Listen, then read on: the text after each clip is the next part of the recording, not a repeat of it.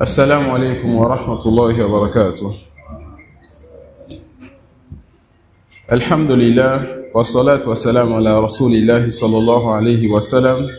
Allahumma la ilma lana illa ma 'allamtana innaka antal alimul hakim. Amma ba'd. Nous allons dans cette assise et la deuxième et dernière assise que nous aurons dans cette mosquée bénie cette année, et qu'Allah subhanahu wa ta'ala nous prête longue vie dans son obéissance et qu'il ouvre toujours le cœur des gens de cette mosquée, de l'imam et de ceux qui sont derrière lui, afin qu'ils puissent nous permettre, n'est-ce pas, de revenir encore ici pour d'autres opportunités. Aujourd'hui, dans cette assise, nous voulons parler, mes frères en Allah, d'un imam, d'un grand parmi les grands, de quelqu'un qu'Allah subhanahu wa ta'ala a béni et a béni son prêche et sa da'wa. Qu'Allah subhanahu wa ta'ala nous rende bénis tout comme il a rendu bénis ceux qui étaient avant nous. فَإِنَّ بَرَكَةَ الرَّجُلِ فِي تَعْلِيمِهِ الْخَيْرِ حَيْثُ مَا حَلَّ. La bénédiction de quelqu'un, c'est dans le fait qu'il enseigne le bien où qu'il se trouve. فَإِنَّ بَرَكَةَ الرَّجُلِ فِي تَعْلِيمِهِ الْخَيْرِ حَيْثُ مَا حَلَّ. La bénédiction de quelqu'un, c'est dans le fait qu'il enseigne le bien où qu'il se trouve. Allah dit en parlant de Isa alayhi salam, wa ja'alani mubarakan haythu ma kunt. Et Allah m'a rendu béni où que je sois. C'est-à-dire, j'enseigne le bien, j'interdis le mal. L'imam dont nous voulons parler aujourd'hui, c'est le noble cheikh, le mujaddid, celui-là qui est venu avec le prêche des premiers, la da'wa des prophètes, l'appel des messagers. Celui-là, le mujaddid, celui-là par qui Allah subhanahu wa ta'ala a réformé des contrées. Celui-là par qui Allah subhanahu wa ta'ala a purifié des cœurs. Celui-là qu'Allah subhanahu wa ta'ala a envoyé vers des Arabes et des non-Arabes, car son prêche aujourd'hui a touché plusieurs contrées de la terre d'Allah subhanahu wa ta'ala. Il s'agit de l'imam Al-Allamatu Abul Hussein Abu Ali. On lui avait donné deux kunyas. On l'appelait Abu al-Hussein et on l'appelait Abu Ali. Subhanallah. Voilà quelqu'un qu'on appelait Abu al-Hussein, Abu Ali. Et on voit parmi les gens ceux qui disent qu'ils détestaient Al-Bayti. Ceux qui disent qu'ils n'aimaient pas les gens de la famille du prophète Mohammed sallallahu alayhi wa sallam. Fahuwa Abu al-Hussein, Abu Ali. Il était donc Abu al-Hussein, Abu Ali, Muhammad ibn Abdul Wahhab, ibn Sulaiman, ibn Ali at-Tamimi. C'est donc le cheikh Muhammad ibn Abdul Wahhab, ibn Sulaiman at-Tamimi, rahimahullah ta'ala. Il est né à Uyayna. Son pays s'appelait Uyayna. Il est né dans l'an 1115 de l'Hégire. Vous allez voir donc que c'est un contemporain. Il y a à peine 300 ans, environ 300 ans qu'il vivait. Il est alors né à Uyayna à l'an 1115 de l'Hégire. Rahimahullah ta'ala. Son père, son grand-père étaient des juges. Et n'est juge que celui qui a étudié et a pris une part de science. Car cette personne aura à parler dans le couple des gens et à dire le divorce ou pas. À parler dans l'argent des gens et à dire ceci te revient, ceci ne te revient pas. À parler du sang des musulmans et à dire un tel on le tue, un tel ne le tue pas. À parler de ce qui est cher aux musulmans, son corps, et à dire un tel on lui coupe la main, un tel ne lui coupe pas la main. Alors son père et son grand-père étaient des juges, donc des gens de science. Pareil, n'est-ce pas, pour son oncle et pour son frère. Il a donc grandi dans une famille de gens de science. Il a donc grandi dans une famille où la science était chose connue. Il a donc grandi dans une famille où les gens étaient habitués à la science religieuse. Et cela lui a été utile, car parmi les premières personnes chez qui il a étudié, rahimahullah ta'ala, il y avait son père. Son père faisait partie des savants et des premiers qui l'ont enseigné, rahmatullahi alayhi. Il a mémorisé le Coran et il avait encore moins de 10 ans. Il a mémorisé le Coran, rahimahullah ta'ala, en bas âge. Il avait encore moins de 10 ans. Et déjà à 12 ans, son père l'avançait comme imam et il dirigeait déjà la prière. De la même façon que déjà, vers ses 12 ans, il était déjà marié, rahimahullahu ta'ala. Le cheikh, il a commencé ses études et il a lu beaucoup de cheikh al-Islam Taymiyyah et de l'imam Ibn al-Qayyim. Et on remarque cela dans ses livres. Car dans certains de ses livres, il a apporté certaines paroles qui sont tout simplement des paroles que Ibn al-Qayyim a apportées dans d'autres livres. D'accord? Comme lorsqu'il nous enseigne que le bonheur est dans 3 choses. Dans le fait de demander pardon quand tu fais un péché, de patienter dans la persécution et dans l'épreuve, et dans le fait de faire quoi? D'être reconnaissant quand Allah t'accorde un bien. Et que le bonheur se trouve dans ces 3 choses-là. Il a pris cela de Cheikh al-Imam Ibn Qayyim rahimahullah ta'ala.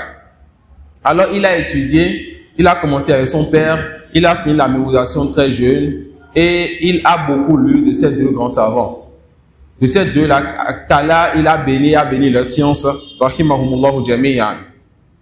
Lorsqu'il a atteint l'âge de 19 ans, il a alors décidé de voyager et sortir donc de son pays pour aller étudier.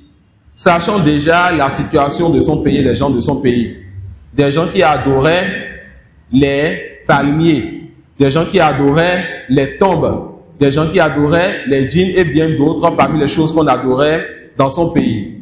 Mais comme si Allah subhanahu wa ta'ala a voulu donc pour ce noble cheikh, le fait qu'il connaisse la situation des autres pays pour voir qu'en réalité ce n'était pas seulement son pays qui était dans cet égarement, dans l'adoration de ce que le prophète sallallahu alayhi wa sallam il a interdit, dans l'adoration de ce qu'Allah subhanahu wa ta'ala a interdit. Wa'budullaha wa la tushriku bihi shay'a. Adorez donc Allah et ne lui donnez aucun associé. Ashirku an taj'ala lillahi niddan wa huwa khalaqak. Kama qala sallallahu alayhi wa sallam. Le shirk, c'est que tu donnes à Allah un associé alors que c'est lui qui t'a créé. Alors Allah a voulu donc pour ce noble cheikh, le fait qu'il connaisse la situation des autres pays, alors il lui a permis de sortir comme les grands savants l'ont fait avant lui pour aller voyager et étudier, prendre de cette science bénie. Et lors de ces voyages, il étudiait la science du hadith, il étudiait la jurisprudence, il étudiait la science de croyance. Et aussi lors de ces voyages, il en profitait pour connaître ce qui se passait dans les autres pays, comme égarement, comme péché, comme perversion, comme chose que l'islam a interdit. Et la plus grande chose que l'islam a interdit et qu'il voyait autour de lui, c'était l'adoration d'autres qu'Allah subhanahu wa ta'ala. Comme cela était apparent lorsqu'il était à Médine, pour étudier auprès des savants de Médine, et qu'il voyait comment les gens cherchaient la baraka autour de la tombe du prophète sallallahu alayhi wa sallam. Comment les gens se comportaient autour de la tombe du prophète Mohammed sallallahu alayhi wa sallam. Et à chaque fois, il répétait « Eshhada ». C'est quoi donc cela? Il allait voir ses savants, il disait à ses savants « Ne voyez pas ce que les gens sont en train de faire? Que font-ils donc ?» Les savants disent « Ces gens sont en train de faire une grande désobéissance ». Alors il savait que ces savants-là, les savants de son époque, connaissaient le jugement du polythéisme, connaissaient le mal dans lequel étaient les gens et la grande ignorance dans laquelle se trouvaient les gens. Mais ils n'interdisaient pas ce mal, ils n'ordonnaient pas le bien, ils ne repoussaient pas le polythéisme, ils n'appelaient pas au tawhid. Mais le cheikh n'était qu'un étudiant, il ne pouvait pas encore parler. Alors il patientait. Il souffrait de voir les gens dans cette situation. Il souffrait en voyant les gens adorer autre qu'Allah, chercher la baraka autour des tombes, invoquer autre qu'Allah. Il patientait donc et continuait donc ses études, rahimahullah ta'ala. Jusqu'à ce que, lors de ses voyages en Irak, à Basra, il a vu de lui qu'il avait atteint une certaine science qu'on pouvait dire qu'il était mu'ahhal. Al-mu'ahhalu min at-tullab huwa alladhi yahiqqu lahu wa yatakallama fi ad-din. Le mu'ahhal parmi les étudiants, c'est celui qui a pris parmi les bases et les fondements ce qui pourrait lui être utile et ce qui pourrait lui permettre, n'est-ce pas, ce qui pourrait lui permettre de parler dans la région d'Allah subhanahu wa ta'ala. Wa in lam yakun indahu kabiru min al-ilm. Et même s'il n'a pas encore beaucoup de science, il a quand même pris des bases, des fondements, des choses utiles et bénéfiques qui lui permettront de parler dans la région d'Allah subhanahu wa ta'ala. Alors le cheikh, il a commencé petit à petit à enseigner et à prêcher lorsqu'il était en Irak, à Basra. Lorsqu'il a commencé cela, ses camarades entendaient son prêche. Ses machirs, ses savants entendaient son prêche. les gens commençaient pas à entendre l'appel, le prêche et la prédication donc, de ce grand savant. Et ce à quoi il appelait l'adoration d'Allah et le fait de délaisser l'adoration des idoles. Ce à quoi il appelait l'adoration d'Allah et le fait de délaisser le délaisser le rapprochement, chercher la baraka auprès des tombes, ça a dérangé les gens de ce milieu. Ça a dérangé les gens de Al-Basra. Alors ils ont commencé par parler sur le shirk. Ils ont commencé par demander au shirk d'arrêter son prêche. Ils ont commencé par chercher à nuire au shirk. Alors le shirk, il a quitté Al-Basra à pied sous le soleil chaud, cherchant nouvel refuge. Il a quitté donc ce pays-là, dans lequel il a commencé à prêcher. Il a quitté ce pays-là, dans lequel il a commencé à dire aux gens, Qulu la ilaha illallah tuflihu. Dites aucune divinité ne mérite l'adoration, en dehors d'Allah vous allez réussir. Il a quitté ce pays-là, dans lequel il disait aux gens, les tombes ne méritent pas que vous leur donnez donc cette importance-là. Il a quitté ce pays-là, dans lequel les gens adoraient les djinns, les gens adoraient le palmier, pour fuir avec sa religion, pour chercher où est-ce qu'il va continuer à prêcher, parce qu'il a pris cette science-là, et c'est un dépôt, c'est une amana. Il doit verser et donner ce dépôt-là avant qu'Allah subhanahu wa ta'ala ne lui donne la permission de quitter ce bas monde. Alors on l'a fait sortir de ce pays, et il a donc été sur les traces des messagers dans cette épreuve-là, car les messagers ont été éprouvés par le fait qu'on les chasse de leur pays. Ne voyez-vous donc pas ce qui est arrivé au prophète sallallahu alayhi wa sallam ainsi que ses compagnons? Ne voyez-vous donc pas ce qui est arrivé au prophète Ibrahim alayhi salam? Ne voyez-vous donc pas ce qui est arrivé au prophète Moussa alayhi salam? Et ils sont nombreux. Le fait donc que lorsque les gens du bien commencent par appeler à ce bien-là, à délaisser l'adoration de tous ceux qui ne méritent pas l'adoration et à adorer le seul qui nous a créés, celui-là pour lequel on doit vouer tout culte, les gens détestent cela. Les gens les persécutent. Les gens cherchent à les chasser de leur pays et de leur contrée. Voilà ce qui est arrivé à ce grand et à ce noble savant. Le chef Mohammed ibn Abdul Wahhab, il sort sous le soleil chaud en marchant. Il sort sous le soleil chaud sur ses pieds. De sorte même qu'il a failli y rester à cause de la soif et à cause du soif et de quoi? Et de la grande chaleur.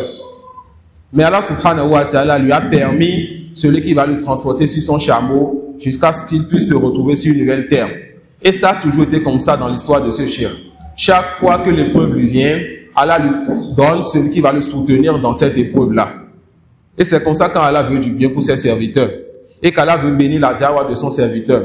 Et qu'Allah veut que ce serviteur-là puisse bénéficier, s'il est sincère et véridique, de ce da'wa dans ce bas monde avant la vie dernière. Car comme les savants le disent, si la da'wa, le prêche est soutenu, alors Allah subhanahu wa ta'ala va faire en sorte que ce prêche-là soit propagé et touche les contrées, même du vivant de cette personne avant sa mort. Et on a un excellent exemple en la personne du Cheikh Mohammed ibn Abdul Wahhab. Mais lorsque le prêche n'est pas soutenu, la persécution parfois peut amener à ce que le prêcheur, l'imam et le cheikh soient emprisonnés, soient persécutés, soit châtié, soit persécuté tellement de son vivant que c'est peut-être après sa mort qu'on voit les fruits de son prêche. Et on a un excellent exemple en la personne de Cheikh al-Islam Ibn Taymiyyah rahimahullahu ta'ala. Alors le cheikh, il a quitté ce pays et il a cherché d'autres endroits, il allait continuer à prêcher. D'autres endroits, il allait continuer à appeler les gens à adorer celui qui les a créés. D'autres endroits, il allait continuer à appeler les gens à délaisser l'adoration de ceux qui ne méritent pas l'adoration. Il a été dans plus d'un pays. Et il a aussi décidé finalement de revenir dans son propre pays afin de prêcher à Ouyeina dans son pays. Et lorsqu'il est venu à Ouyeina, le dirigeant de Ouyeina a entendu parler du shirk. Car le shirk, sa dawa a commencé par se propager petit à petit. Lorsqu'il revient au pays, le dirigeant a entendu parler de lui. Alors le dirigeant a dit, je vais soutenir ton prêche et ta dawa. Le chef dit donc, moi je suis en train de faire un prêche général, un prêche islamique général. C'est-à-dire, c'est un prêche qui ne laisse pas une parole, une croyance, un acte, que ce soit une croyance ou bien les ahkam, les règles de jurisprudence, ne laisse pas une part de faux sans parler dessus. Nous sommes en train de prêcher ce qui ne laissera pas une part de faux sans parler dessus. Et comme le dit Cheikh Salih al-Sheikh, Hafizahullah Ta'ala, notre da'wa est une da'wa tafsiliyya. Notre da'wa, c'est une da'wa, un prêche dans lequel nous touchons les détails. Un prêche dans lequel nous touchons la réalité des choses. Voilà pourquoi les ennemis des gens du vrai sont multiples, car ils veulent corriger beaucoup de choses. Mais ce n'est pas tout le monde qui est prêt à accepter la vérité. Ce n'est pas tout le monde qui est prêt à être réformé. Mais nous n'allons pas regarder ceux qui veulent s'opposer. On va continuer à dire la vérité et on se soumet donc au décret d'Allah subhanahu wa ta'ala. Alors il a expliqué son prêche au dirigeant de Uyayna et lui a dit voilà, si tu veux soutenir ce prêche au dirigeant, sache que la persécution viendra. Et si ça vient, vas-tu patienter? Le dirigeant dit oui, je vais patienter. Alors il a vraiment soutenu son prêche. Ils ont commencé ensemble, ils ont corrigé des choses ensemble. Jusqu'à ce qu'une dame ait commis la turpitude, la fornication. Et avoue cela. Et demande à ce qu'on la purifie. Elle demande à ce qu'on lui applique al-hadd, la sentence islamique. Alors le cheikh, qui n'était pas un désordonné qui faisait, n'est-ce pas, du n'importe quoi, qui avait le soutien du dirigeant de ce pays. Donc nous avons un dirigeant musulman qui soutient un prêche. Alors un dirigeant musulman qui veut que le pays soit sous la loi d'Allah. Le cheikh donc, avec ce dirigeant, ont accepté donc que cette dame-là, la sentence soit appliquée sur elle. Et ce n'est pas le désordre que certains jeunes dénués d'esprit font en se cachant dans des montagnes, dans des forêts, un peu partout, et prétendent défendre l'islam et tuent injustement les gens. Appliquent injustement la sentence d'Allah sans qu'il n'ait derrière eux un dirigeant qui leur permette cela. Ça, c'est de fawda. Ce désordre, l'islam ne le permet pas. L'islam ne te permet pas de couper la main du voleur jusqu'à ce que tu remplisses certaines conditions. L'islam ne te permet pas d'appliquer certaines sentences jusqu'à ce que tu remplisses certaines conditions. De la même façon que lorsque quelqu'un vole chez moi et que j'attrape ce voleur, je ne peux pas l'enfermer dans une des chambres de ma maison pour dire qu'il est en prison pendant 5 ans. Mais je dois l'amener donc à celui qui représente le gouvernement, la police, afin que ceux-là puissent l'amener au tribunal, on le juge et on l'emprisonne pour ce qu'il mérite. En islam aussi, lorsque tu mets la main sur quelqu'un qui a fait une certaine désobéissance, ce n'est pas à toi d'appliquer la sentence, mais tu dois ramener cette personne vers le juge islamique qui doit appliquer cette sentence. Et si dans ton pays tu n'as pas un juge islamique, gare à toi donc que tu appliques certaines sentences islamiques qui ne reviennent pas à tout le monde, comme on le voit faire par certains jeunes dénués d'esprit qui n'ont rien compris de leur religion. Ce cheikh, contrairement donc à ces gens-là, avait le soutien du dirigeant de ce pays. Alors c'était un pays musulman qui voulait se mettre sur la législation d'Allah subhanahu wa ta'ala. Mais lorsqu'ils ont appliqué cette sentence, la rumeur s'est fait entendre. La rumeur a circulé. Les gens ont entendu d'un peu partout que voilà un imam, un cheikh qui fait ceci et qui fait cela. Alors les dirigeants des autres contrées ont dit mais comment donc on peut laisser quelqu'un appliquer cette sentence autour de nous? Comment on peut laisser quelqu'un aller sur le wali et demander à ce qu'on n'évoque plus les morts? Comment on peut laisser quelqu'un interdire le fait de faire le tawaf autour des morts? Il faut donc qu'on arrête ce prêche-là, car voici quelqu'un qui est venu avec une religion nouvelle. Voici quelqu'un qui est venu avec une religion que nous ne connaissions pas de nos ancêtres. Voici quelqu'un qui veut changer ce sur quoi vous êtes, ô musulmans. Alors, ils ont dit aux dirigeants de Uyayna, si tu ne fais pas sortir cet imam qui est venu à nous avec une religion nouvelle, va se passer ceci et cela, et ils lui ont dit plusieurs types de menaces. Jusqu'à ce que le dirigeant de Uyayna, il a décidé donc de demander au cheikh Mohammed Ibn Abdul Wahhab de quitter cette terre. Comme si Allah subhanahu wa ta'ala voulait de ce grand savant, ou bien comme si Allah subhanahu wa ta'ala voulait ce bien-là, cette da'wa-là, cette bénédiction-là, ce prêche-là, pour autre que ce dirigeant. Car il se peut que ce dirigeant-là, Allah subhanahu wa ta'ala, ait vu ce qu'il y a dans son cœur et qu'il ait compris que cela ne mérite pas ce grand bien. Le fait que soit avec toi ce grand imam, sincère et véridique, et qu'il y a cette dawa bénie, et que tu sois détourné du fait de soutenir son prêche, par peur de ce que les gens diront. Alors que lorsqu'il est venu à toi, il t'a dit, voici mon prêche. Vas-tu patienter? Tu as dit oui. Et lorsque l'épreuve est venue, tu t'es détourné de lui. Allah a vu le cœur d'une autre personne et il a voulu que ce soit cette autre personne-là qui soutienne son prêche. Alors le cheikh, il a quitté Oyeyna pour Ad-Dira'iyya, dans lequel se trouvait un roi, qu'on appelle le roi Mohammed ibn Saoud, rahimahullah ta'ala. Ce grand et ce noble roi, lorsque le cheikh Mohammed ibn Abdul Wahhab est allé à Dira'iyya et qu'il s'est installé là-bas, la rumeur l'a devancé. Les gens ont entendu parler de son prêche et de sa da'wa, de ce à quoi il appelait du fait qu'il ne se taisait pas sur le faux, de ce à quoi il appelait et de sa sagesse et de la science qu'il avait, et aussi des épreuves et des persécutions qu'il a eues.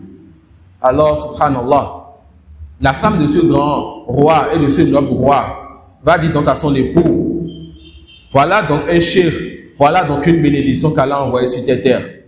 Ne rate pas cette opportunité. Il se peut que l'opportunité ne se répète pas. Soutiens donc ce prêche et soutiens cette dawa. Mais ce n'est pas à lui de venir vers toi, mais va vers lui et écoute ce qu'il a à te dire. Alors voilà comment une femme amène son époux. Le roi d'un pays a quitté son royaume et son confort pour s'abaisser et aller vers un savant que les gens chassent depuis des années de leur pays. Il va vers donc le roi Mohammed ibn Saoud, ira donc vers le cheikh Mohammed ibn Abdul Wahhab. Une fois là-bas, le cheikh va lui dire, voici mon prêche. J'appelle les gens à ce à quoi avaient appelé les messagers avant moi. Qulu la ilaha illallah tuflihu. Dites aucune divinité ne mérite l'adoration en dehors d'Allah, vous allez réussir. Ya yuhannas wa'budu rabbakum. Oh vous les gens, adorez votre Seigneur. Wa'budu Allah wa la tushriku bihi shay'a. Adorez Allah et ne lui donnez aucun associé. هل تعرف ما حق الله على العبيد أن يعبدوه ولا يشركوا به شيئا. Est-ce que tu connais le droit d'Allah sur ses serviteurs, le fait qu'ils adorent donc Allah et qu'ils ne lui donnent aucun associé? Voilà donc ce à quoi j'appelle. Mais sache que mon appel touche tous les affaires et tous les aspects de cette religion. Je ne laisse rien du mal sans parler dessus et rien du bien sans appeler à cela. Alors celui qui vient avec ce prêche sera persécuté. Ô dirigeant, veux-tu soutenir ce prêche? Si oui, sache que tu seras persécuté. Vas-tu patienter? Le dirigeant Mohammed ibn Saoud va dire, oui, je vais patienter. Je vais patienter et soutenir et secourir ta da'wa et ton prêche. Alors le cheikh va commencer cette collaboration avec ce grand dirigeant, le roi Mohammed ibn Saoud. Et Allah subhanahu wa ta'ala va bénir leur da'wa. Allah subhanahu wa ta'ala va donner la réussite donc à cette da'wa. Et c'est ça qu'est l'Arabie saoudite que vous voyez aujourd'hui. L'Arabie saoudite que vous voyez aujourd'hui. Cette contrée-là qui a pris le nom de ce grand roi, Mohammed ibn Saoud. Et les descendants de ce roi sont bénis jusqu'à présent, tous comme les descendants de ce cheikh sont bénis jusqu'à présent.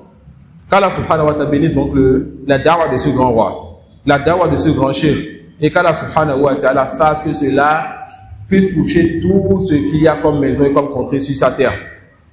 Mais parce que les gens du faux ne se taisent jamais, parce que les gens du faux ne sont jamais fatigués de combattre et de mentir et de vouloir détruire le prêche des gens du vrai, qu'est-ce qu'ils vont faire? Ils vont mentir sur le shirk. Et le mensonge fait partie des traits des gens du faux, parce qu'ils savent qu'ils n'ont pas de preuves. Mais les gens du vrai n'ont pas besoin de mentir. Pourquoi? Ils ont donc le poids de la vérité. Et la vérité, lorsqu'elle sort, elle prend le dessus sur les gens. La vérité prend le dessus, on ne prend jamais le dessus donc sur la vérité. Voilà pourquoi le prophète sallallahu alayhi wa sallam, il a dit quoi? La tazalu ta'ifatun min ummati zahirina ala al-haqq. Ne va jamais cesser d'exister dans ma communauté un groupe de gens apparents sur la vérité. Notre chéri dit quoi? Zahirin ala haq. Ça veut dire que les gens de la vérité, les gens de la sunna, on les reconnaît. même si les gens vont prétendre qu'ils sont des menteurs, même si les gens vont leur donner des alcools, des noms pour faire fuir, mais même les gens du faux savent que c'est eux les gens de la sunna. Mais la hawa, la passion a eu dessus sur leur cœur. Allah ne veut pas accepter et il veut combattre le vrai auquel appellent les gens de la sunna. Le cheikh Mohammed Abdul Wahhab, il avait deux façons de prêcher. Il enseignait et il écrivait. Il écrivait des lettres qu'il envoyait aux savants qui étaient autour de lui. Il enseignait aux étudiants qui venaient d'un peu partout, car Diraiya, ce pays dans lequel le roi Saoud l'a accepté, est devenu la terre ou la capitale de son prêche. Alors les étudiants venaient de partout pour profiter de sa science ici, à Diraiya. Et lui, il écrivait des lettres qu'il envoyait aux rois d'autres pays et aux savants d'autres pays afin d'exposer son prêche et sa da'wah. Et il montrait et exposait aux gens c'était quoi sa position vis-à-vis des 4 imams. Car les gens disaient qu'il est venu avec un 5e madhab. On sait qu'il y a 4 madhab. Le madhab des Ahnaf, des Shafi'iyya, des Maliki et des Hanabila. On dit que Mohammed ibn Abdul Wahhab est venu avec un 5e madhab. Pourquoi? Pour faire fuir les gens de son prêche et de sa da'wah. Alors il exposait sa méthodologie, sa croyance et sa position vis-à-vis des 4 imams. Et il expliquait aux gens que lui n'a rien contre les imams. Et il a certes étudié aussi les madhahib. Rahimahullah ta'ala. Il exposait aussi sa position vis-à-vis des compagnons, sa position vis-à-vis des tests sur les noms et les attributs. Alors le cheikh Rahimahullah ta'ala, plus il partageait, plus il enseignait, plus il écrivait, et ses ennemis et les ennemis de son prêche et de sa da'wah se demandaient comment le nuire ou nuire à son prêche. Surtout maintenant qu'il a le soutien d'un roi, qui n'hésitera pas à sortir les forces pour soutenir ce prêche. Alors les gens, ils ont essayé plusieurs ruses. Ils ont essayé plusieurs choses pour faire fuir, pour éloigner les gens de son prêche.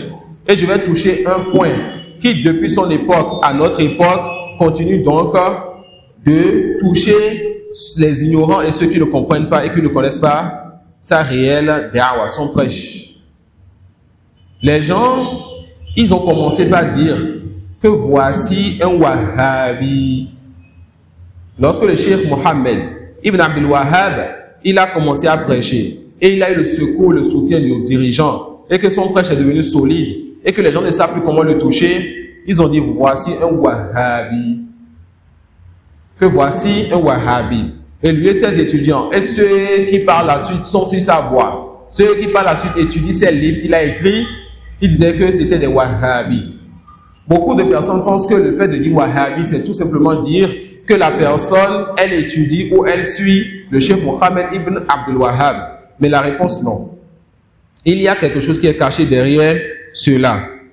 Et il s'agit du fait que les gens de Najd, la zone où était le cheikh Mohammed ibn Abdul Wahhab, avant que le madhab de Hanabila touche cette zone, ils étaient Ahnaf ou Maliki.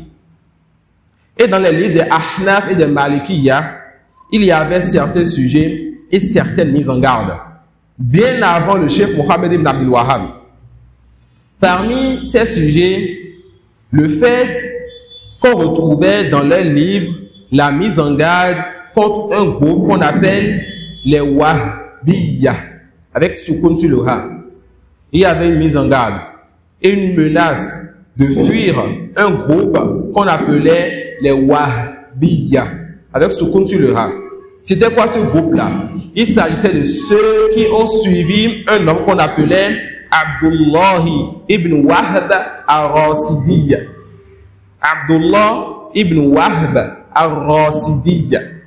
Et cet homme-là était un Khariji. Abdullah ibn Wahhab al-Rasidi était un Khariji. C'était quelqu'un qui rendait mécréants les musulmans pour des péchés et pour ceux qui ne méritaient pas qu'on les fasse sortir de l'islam. C'était quelqu'un qui tuait injustement les musulmans et il faisait partie de ceux qui ont combattu Ali radiyallahu anhu. Abdullah ibn Wahhab al-Rasidi. Alors ceux qui vont suivre cet homme-là dans sa croyance et sa compréhension de religion, là, on les appelle comment? Les Wahhabiyya. Et alors la mise en garde contre ce groupe Wahhabiyya se trouve dans les livres des savants. Il y a encore un autre groupe qu'on appelait les Wahhabiyya. D'accord? Cette première personne, elle est morte l'an 38 de l'Hégire. Le cheikh, lui, il est né quand? 1115 de l'Hégire. Abdullah ibn Wahb al-Rasidi est mort quand? L'an 38 de l'Hégire. Vous voyez la distance et le temps qui sépare ces deux-là.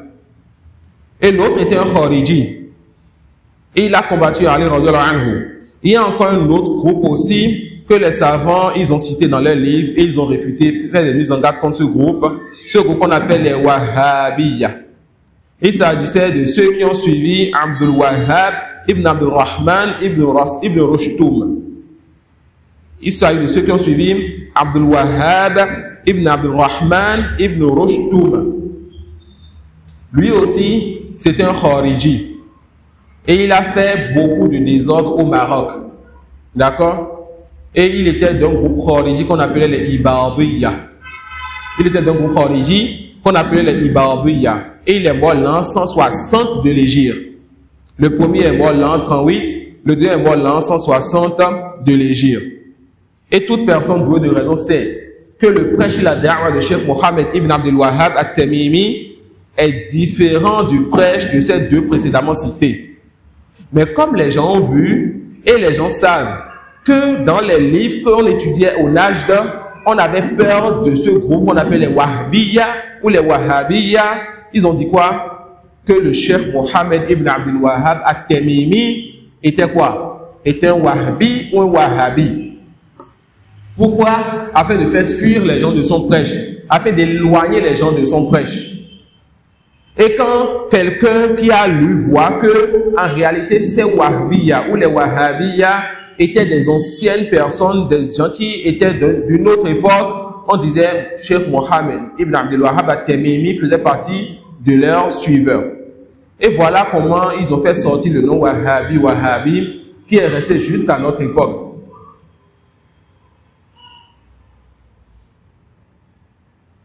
Non. Il a dit quoi? Que le Cheikh Mohammed, il était un Wahhabi.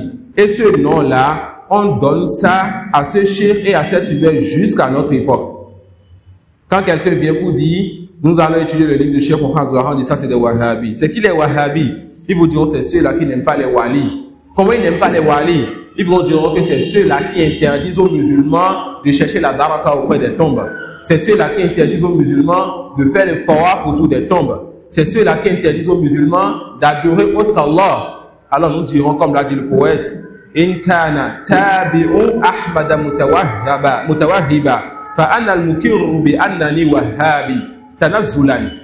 Je dirais donc, comme l'a dit donc le noble poète, si celui qui suit donc le prophète sallallahu alayhi wa sallam, Ahmad, est un wahhabi, je suis le premier qui déclare donc, et fier de le déclarer que je suis un wahhabi. Mais nous n'acceptons pas ce nom-là. Nous sommes quoi? Nous sommes des musulmans. Nous sommes quoi? Nous sommes des musulmans. Et notre prêche, c'est quel prêche? Le prêche donc des prophètes et des messagers. Le fait d'appeler à l'adoration d'une seule divinité. Et d'interdire de faire le tawaf autour des tombes. D'interdire les talismans. D'interdire d'aller chez les marabouts et de se prosterner, de s'incliner, de sacrifier ou d'adorer ceux qui ne méritent pas en réalité l'adoration. Et ça, c'est l'habitude des gens du faux à toute époque. Ils ont dit, pour faire fuir les gens du prêche du prophète sallallahu alayhi wa sallam, qu'il était un poète, qu'il était un sorcier, qu'il était un magicien et plein d'autres choses. Et ils l'ont dit aussi pour le cheikh Mohammed Wahhab, qu'il était un Wahhabi ou il était un Wahhabi, afin de faire fuir les gens de son prêche. Et le cheikh rahimahullah ta'ala, c'était quelqu'un qui était connu pour son intelligence. C'était quelqu'un qui était connu pour sa sagesse. Et parmi les choses qu'on rapporte de lui, le fait que lorsqu'il a été à Makkah, il a entendu une fois un savant en train d'enseigner. Il a été émerveillé par ce qu'il entendait de ce savant. Alors il est resté pour profiter, écouter donc ce savant qui était en train de parler. Il est resté pour écouter et profiter donc de ce savant qui était en train de parler. Et lorsque ce savant a voulu se lever, il a dit Wa Ka'batallah. Il a dit quoi? Il a juré par la Kaaba. Est-ce qu'il est permis de jurer par autre qu'Allah? La réponse non. Alors voici cette personne qui vient de se tromper et qui vient de faire une erreur. Le cheikh Mohammed ibn Abdul Wahhab, lorsqu'il va entendre cela, il ne peut pas se taire sur le faux. Il va vouloir corriger ce faux, mais de la meilleure des manières. Il ira donc vers ce cheikh et va dire à ce cheikh, je suis venu, j'ai entendu ton prêche, j'ai aimé ton prêche, j'aimerais donc lire le Coran sur toi. Le cheikh donc va lui dire, oui, vas-y, lis ce que tu veux du Coran. Il va commencer par la fin du Coran, les surat An-Nas, Al-Falaq, et monter petit à petit jusqu'à ce qu'il vienne sur surat Li-Ila fi Quraysh. Et en lisant donc cette surat, il va dire, فَلْيَعْبُدُوا هَذَا الْبَيْتِ. Qu'est-ce qui est venu dans le Coran? فَلْيَعْبُدُوا رَبَّ هَذَا الْبَيْتِ. Alors le cheikh, volontairement, il fait l'erreur. فَلْيَعْبُدُوا هَذَا الْبَيْتِ. Il va dire quoi? Qu'ils adorent donc cette maison. Le cheikh qui s'est trompé va dire au cheikh Mohammed ibn Abdul Wahhab, qui vient de se tromper dans la récitation du Coran, non, ce n'est pas ça qui est venu dans le Coran. Ce qui est venu dans le Coran, c'est quoi? فَلْيَعْبُدُوا رَبَّ هَذَا الْبَيْتِ. Qu'ils adorent donc le Seigneur de cette maison. D'accord? Alors le cheikh Mohammed va lui dire, mais je t'ai entendu, lorsque tu voulais te lever tout à l'heure, tu as dit wa Ka'bat Allah. Tu as dit, tu as juré par la Kaaba d'Allah. Et le fait de jurer par quelque chose, c'est une adoration. Alors voilà donc ce cheikh-là qui va remercier le noble cheikh Mohammed Abdul Wahhab pour sa façon de le corriger et pour le fait de ne pas s'être tué sur le faux. Et il va invoquer pour lui. Parmi les choses qu'on cite aussi et qu'on rapporte aussi du cheikh pour montrer sa façon dont il faisait son prêche et sa da'wa, il était dans une contrée où les gens allaient vers la tombe du compagnon Zayd. Et les gens demandaient l'intercession, les gens demandaient guérison, les gens demandaient le bien et demandaient à repousser le mal auprès de sa tombe. Mais le cheikh ne pouvait pas se taire sur le faux. Qu'est-ce qu'il faisait? Il allait aussi vers la tombe de Zayd. Et lorsque quelqu'un venait, que la personne disait, oh Zayd, donne-moi ceci, oh Zayd, donne-moi cela, le cheikh rahimahullah ta'ala dit, Allahu khayrun min Zayd. Il leur répétait juste cette phrase-là, une phrase simple, une phrase qu'aucun musulman ne devrait repousser. Il disait, Allahu khayrun min Zayd. Allah est meilleur que Zayd. Afin de montrer aux gens que si vous voulez invoquer, invoquez le Seigneur de Zayd. Si vous voulez demander, demandez au Seigneur de Zayd. Et c'était comme ça son prêche. Il écrivait, il enseignait. Il était sage lorsqu'il allait dans des milieux où il voyait le mal. Il avait une certaine façon et une bonne façon de corriger ce mal, jusqu'à ce qu'Allah subhanahu wa ta'ala bénisse son prêche et bénisse sa da'wa. Et il est mort, le cheikh rahimahullah ta'ala, à l'âge de 91 ans. En l'an 1206 de l'Hégire. Il est mort à l'âge de 91 ans, en l'an 1206 de l'Hégire. Voilà donc, de façon résumée, qui est le cheikh Mohammed ibn Abdul Wahhab. Et certes, nos savants nous ont précédés par le fait d'avoir parlé et donné plus de détails sur sa biographie, comme le cheikh Ibn Baz, rahimahullah ta'ala, qui a une très bonne biographie du cheikh Mohammed ibn Abdul Wahhab et bien d'autres parmi les nobles savants. Et ce cheikh, les gens étaient injustes envers lui. Les gens de son vivant l'ont persécuté. De son vivant, lui ont jeté le sobriquet de Wahbiya ou de Wahhabi. Et après sa mort, les gens continuent à nuire à son prêche, ou bien vouloir nuire à son prêche, à parler sur son prêche, à parler sur ceux-là qui veut suivre son prêche et qui veut suivre donc ce à quoi il a appelé. Et il n'a pas appelé à un cinquième mazhab, il n'a pas appelé à une nouvelle religion, il a appelé à ce à quoi appelé le prophète Mohammed sallallahu alayhi wa sallam. Qu'Allah subhanahu wa ta'ala fasse donc miséricorde à ce cheikh, le cheikh Mohammed ibn Abdul Wahhab, qu'Allah bénisse sa da'wa et qu'Allah nous compte parmi ceux qui le suivent lui, ainsi que ceux qui sont venus avant lui parmi les imams de la Houda, ainsi que les prophètes et messagers, qu'Allah nous permet de suivre la voie de ces gens-là de la meilleure des manières. Ya Rabb, ihdina sirat al-mustaqim, wa thabbitna ala hadhihi tariqa. Qu'Allah subhanahu wa ta'ala nous guide vers le droit chemin et qu'Allah nous raffermisse donc sur ce chemin. Et qu'Allah subhanahu wa ta'ala bénisse ce que nous faisons comme prêche. Fa innahu waliyyu dhalik. Wallahu a'lam. Wa subhanaka wa bihamdik. أشهد أن لا إله إلا أنت أستغفرك وأتوب إليك جزاكم الله خيرا